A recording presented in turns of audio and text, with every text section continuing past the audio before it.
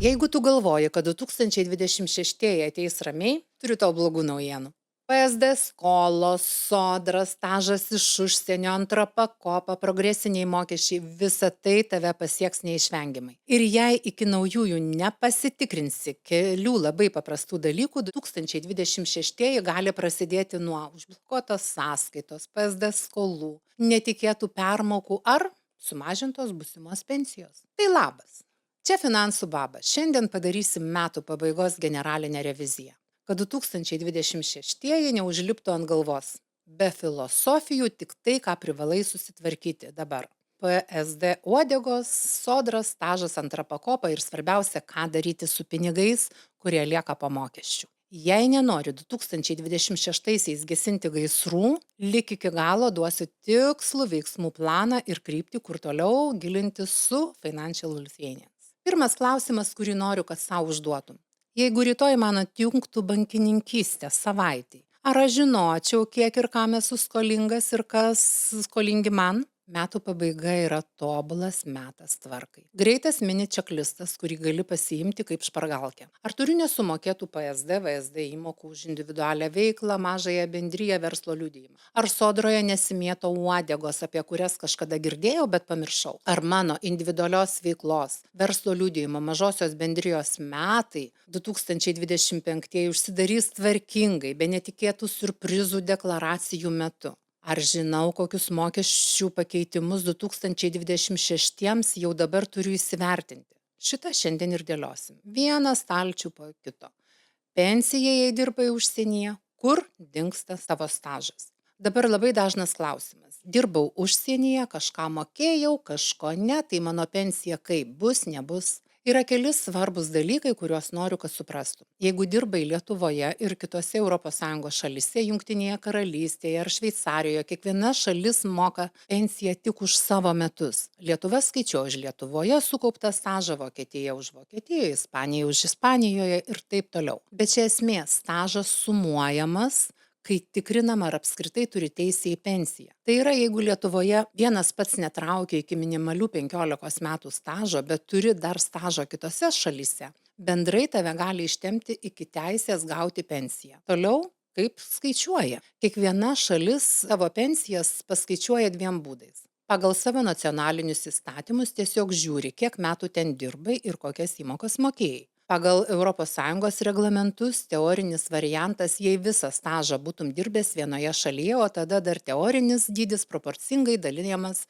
pagal tai, kiek realiai metų ten praleidai. Ir svarbu, tau skiria didesnę iš gautų sumų, ne blogesnį, o geresnį variantą. Dar vienas skaičius, tik kad turėtum orientyrą. 2025 metais bazinė pensijos dalis yra 298,45 eurai, o vieno pensijų apskaitos taško vertė 7,16 eurai. Kuo daugiau taškų sukaupiai per karjerą, tuo didesnė tavo individualioji pensijos dalis. Jeigu Lietuvoje jau turi bent 15 metų stažo, sodra gali pradėti mokėti pensiją, net nelaukdama, kol atvažiuos visi popieriai iš užsienio. Žinoma, tu turi būti sulaukęs pensinio amžiaus. Vėliau, kai gaus pilnus duomenis, perskaičiuos ir parinks didesnį pensijos variantą. Jeigu Lietuvoje tų 15 metų nesukrapštai, teks palaukti, kol užsienis patvirtins tavo stažą. Kol nėra patvirtinimo, Lietuvos dalis pensijos neskiriama. Ką noriu, kad padarytum po šito video? Prisijunk prie savo asmeninės sodros paskyros ir pasižiūrėk, kiek turi sukauptų taškų ir metų, tiek Lietuvoje, tiek pagal gautą informaciją iš užsienio. Dabar apie PSD, privalomąjį sveikatos draudimą. Tai tema, kurią visi nori atidėti rytojui. Skaičiai šiandien yra tokie. Apie 210 000 žmonių, kurie patys moka privalomąjį sveikatos draudimą sodrai, yra skolingi maždaug 249 milijonus eurų.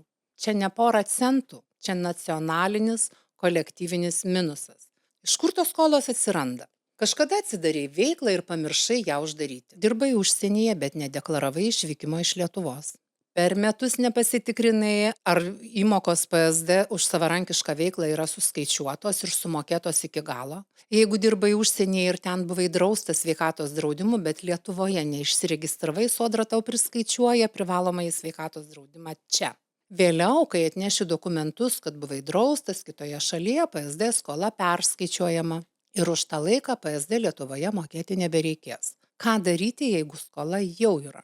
Pirmas žingsnis - nesislėpti. Prisijung prie sodros ir pasižiūrėk, ar tikrai skaičiai teisingi. Ar nėra dvigubų periodų, kurie sutampa su draudimu užsienyje? Jei negali iš karto sumokėti, gali prašyti atidėjimo, jei skola didesnė nei 125 eurai ir neturi jau galiojančio atidėjimo sprendimo. Ir dar tas yra magiškas žodis - beviltiška skola.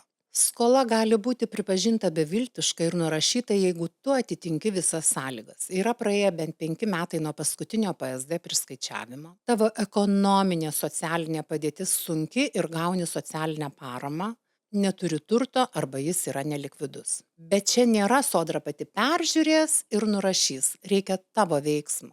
Pateikti prašymą, pridėti dokumentus, pagrįsti situaciją. Tai va, jeigu PSD skola tau jau seniai kaip kokia dėžė garaže arba susitvarkai, arba bent jau pasitikrini, ar ji nepatenka į tą beviltiškų kategoriją. Dabar pereinam prie antros pakopos. Čia jau kalbam apie tave, būsimą, ne tik dabartinį.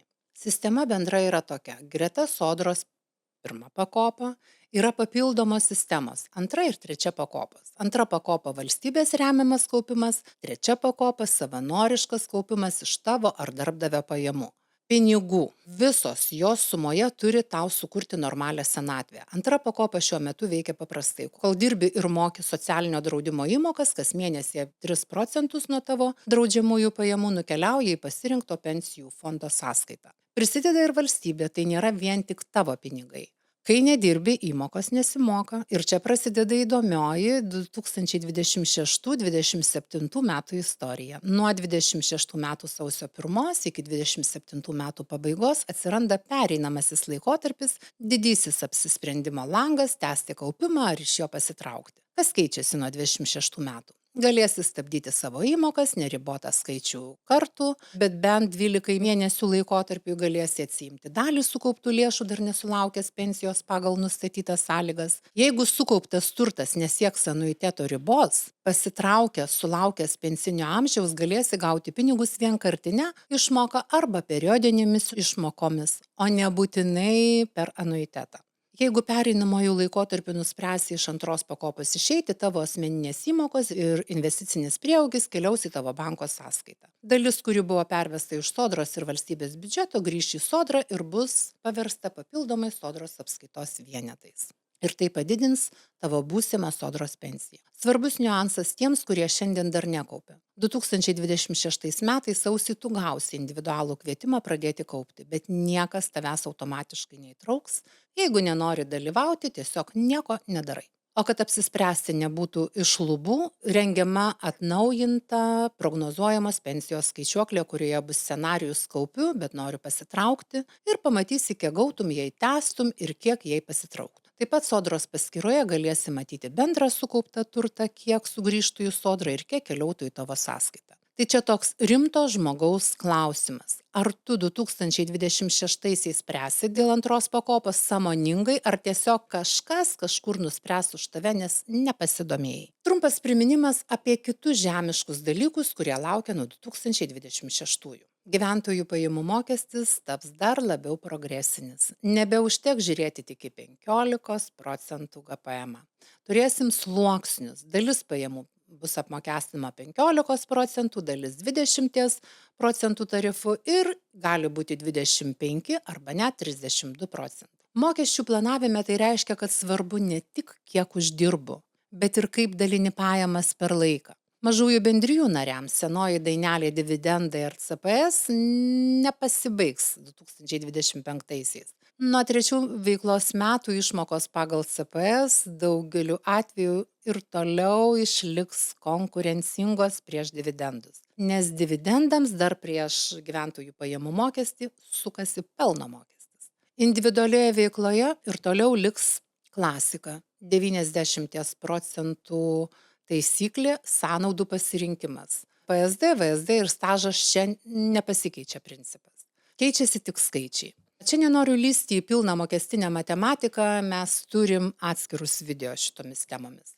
Šiandien tik primenu, 2026 metams verta iš anksto susidėlioti, kokias veiklos formas naudoji, kaip išsimoki pinigus, kad mokesčiai būtų ne staigmena, o planas. Dabar svarbiausia vieta. Mokesčių susimokėti reikia tiek, kiek reikia. Taškas. Klausimas kitas. Ką pats darai su tuo, kas lieka po mokesčių? Čia mes su Financial Lithuanians esam kaip du etapai. Su manim susidėlioji veiklos formas, mokesčius, sodrą, PSD, antrą pakopą, pensijas, kad neliktum skolose ir miglose. O su Financial Lithuanians jau eini į kitą lygį, kaip įdarbinti pinigus, kurie lieka po visų šitų žemiškų dalykų. Ten rasi paprastai išaiškintą investavimo logiką, turinį apie investicinę sąskaitą, ilgalaikį investavimą, rizikos supratimą, realius pavyzdžius, kaip žmonės kuria savo finansinę pagalvę ir turtą. Tai, ką noriu, kad tu padarytum po šito video, 3 labai konkretūs žingsniai. Pirmas. Prisijung prie sodros paskyros ir pasitikrink stažą, pensijų taškus, ar nėra PSD skolų ir kitokių uodegų. Susirašyk ant lapo, ką 2026 metais turėsi nuspręsti dėl antros pakopos. Tęsti, stabdyti, galbūt pasitraukti. Ir tada jau kviečiu pereiti prie antro lygio. Prenumeruok Financial Lithuanians kanalą, pasižiūrėk turinį apie investavimą ir investicinę sąskaitą, kad pinigai po mokesčių tau negulėtų, o dirbtų. Nuorodą rasi video aprašyme. Čia buvo Finansų baba. Susitvarkom žemiškus reikalus, kad galėtum ramiai planuoti savo ateitį, o ne gesinti gaisrus. Iki.